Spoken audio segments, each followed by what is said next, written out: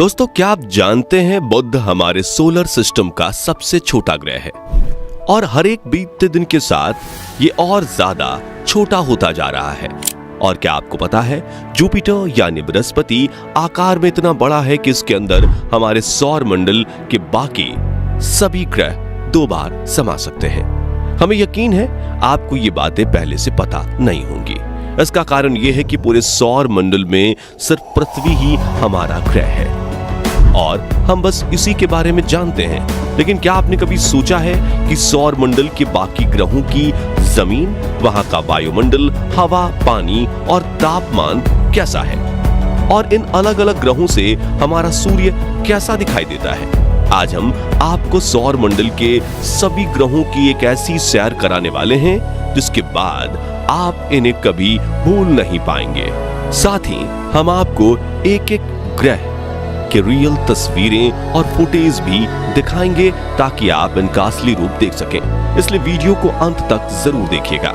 दोस्तों, हमारे सौर मंडल में कुल 8 ग्रह हैं जिनके नाम मरकरी बुध, वीनस शुक्र, अर्थ पृथ्वी, मार्स मंगल, जुपिटर बृहस्पति, सैटर्न शनि, यूरेनस अरुण और नेपच्यून यानी वरुण है। चलिए अब एक एक करके इन सभी प्लैनेट्स की सैर पर चलते हैं।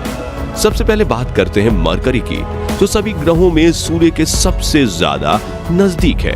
मरकरी सूर्य से सिर्फ 58 मिलियन किलोमीटर दूर है और इसका अपना कोई वायुमंडल नहीं है। इसकी सतह चांद की तरह गड्ढों से भरी हुई है और ये कोई ऐसे वैसे मामूली गड्ढे नहीं है, बल्कि उल्कापिंड और धूमकेतु के गिरने से बने हैं। ये गड्ढे आकार में कई किलोमीटर तक लंबे और चौड़े गहरे भी हैं। मरकरी पर खोजे गए सबसे बड़े गड्ढे का व्यास करीब 1500 किलोमीटर है।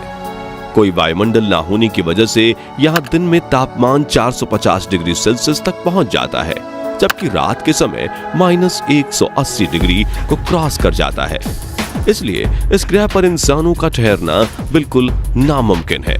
आकार में ये ग्रह हमारे पृथ्वी का 40% ही है और इतना ही नहीं, हर एक बीतते दिन के साथ ये श्रिंक होकर और भी छोटा होता जा रहा है।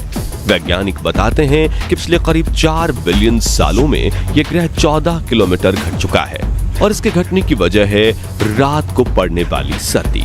हैरानी की बात यह है कि सूर्य के सबसे ज्यादा नजदीक होते हुए भी ये सौर मंडल का सबसे गर्म प्लैनेट नहीं है।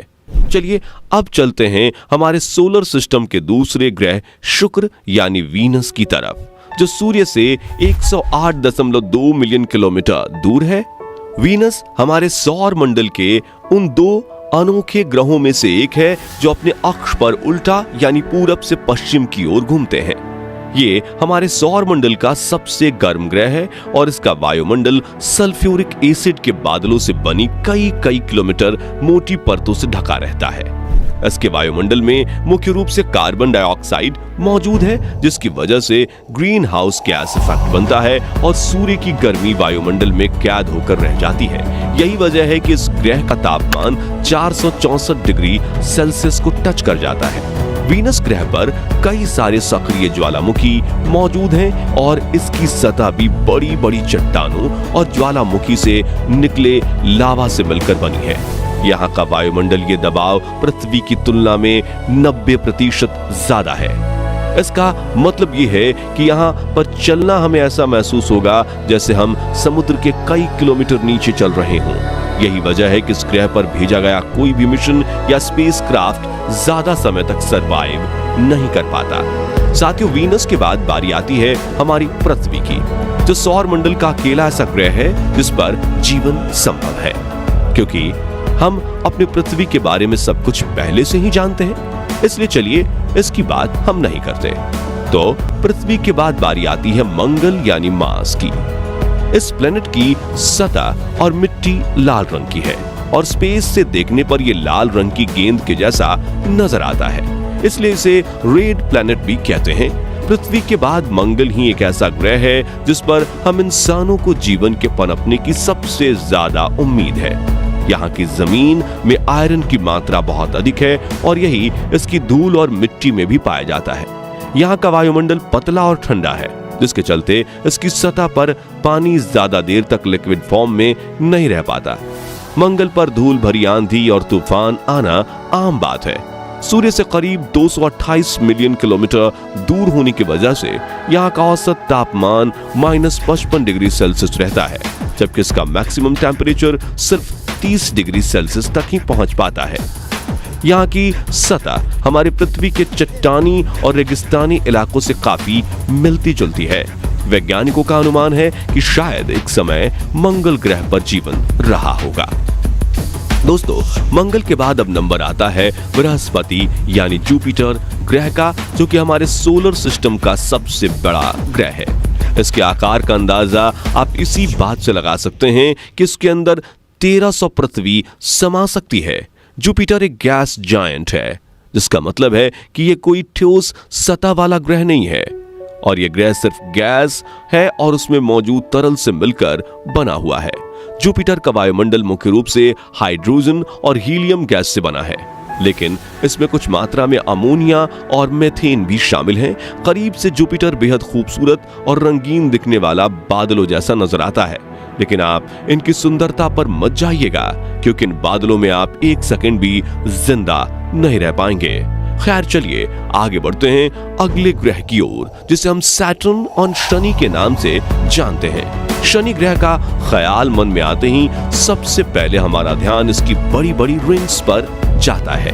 आपको बता दें कि ये छल्ले बर्फ के छोटे छोटे कणों और चट्टान के टुकड़ों से मिलकर बने हैं। जुपिटर की तरह ही शनि भी एक गैस जायंट है, यानी इसकी भी कोई ठोस सतह नहीं है, और इसका वायुमंडल 75% हाइड्रोजन, 25% हीलियम और मीथेन व पानी की बर्फ जैसे अन्य पदार्थों के अंश से मिलकर बना है।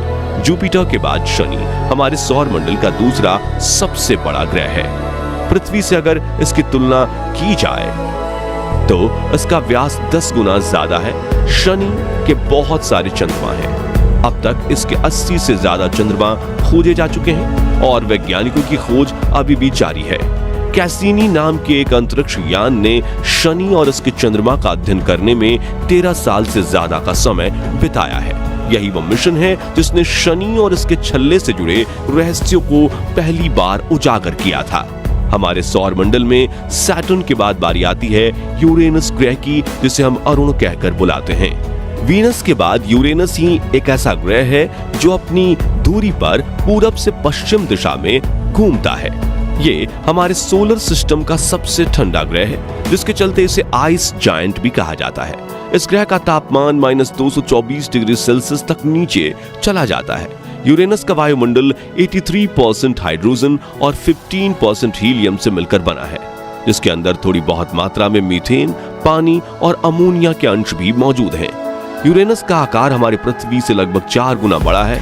शनि की तरह यूरेनस का भी अपना एक रिंग सिस्टम है, हालांकि ये शनि के जितना प्रसिद्ध नहीं है और बहुत कम लोग इसके बारे में जानते हैं।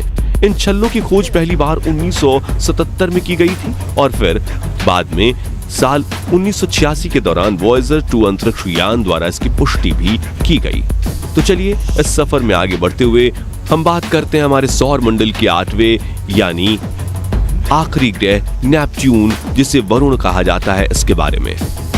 यूरेनस की तरह नेपच्यून का भी अपना एक रिंग सिस्टम है और अब तक इसकी 5 रिंग्स को खोजा जा चुका है। व्यास की दृष्टि से देखें तो यह हमारे सोलर सिस्टम का चौथा सबसे बड़ा ग्रह है। नेपच्यून का वायुमंडल 72% हाइड्रोजन, 25% हीलियम और थोड़ी बहुत मीथेन गैस से मिलकर बना है। आकार की बात करें तो ये पृथ्वी से लगभग 4 गुना बड़ा है और ये भी एक आइस जायंट है। इसकी वजह यह है कि इसका एवरेज टेम्परेचर -200 डिग्री सेल्सियस के आसपास रहता है। जैसा कि हमने बताया, यह हमारे सौर मंडल का आखिरी ग्रह है, जिसके चलते सूर्य से इसकी दूरी 4.495 बिलियन किलोमीटर है। साथ ही हमारी पृथ्वी से भी ये 4.3 बिलियन किलोमीटर दूर है। यही वजह है कि वॉयेजर 2 एकमात्र ऐसा मिशन है जो आज तक इस ग्रह पर भेजा गया है। तो दोस्तों, आज के इस वीडियो में बस इतना ही। वीडियो अच्छी लगी हो तो इसे लाइक और शेयर जरूर करें। साथ ही ऐसे ही कमाल के इंफॉर्मेटिव वीडियोस देखने के लिए चैनल को सब्सक्राइब और फेसबुक पेज को फॉलो जरूर कर लीजिएगा। वीडियो अंत तक देखने के लिए धन्यवाद।